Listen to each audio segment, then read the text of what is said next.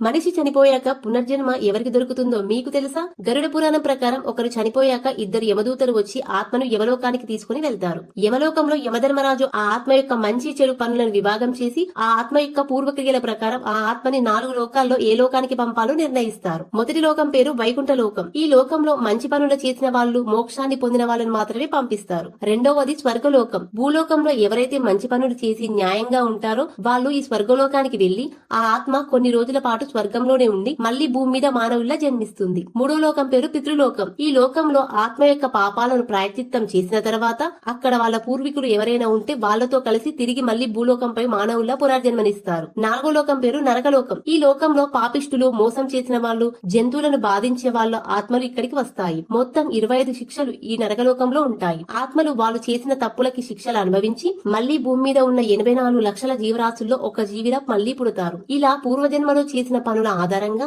ఆత్మ పునర్జన్మ పొందుతుంది.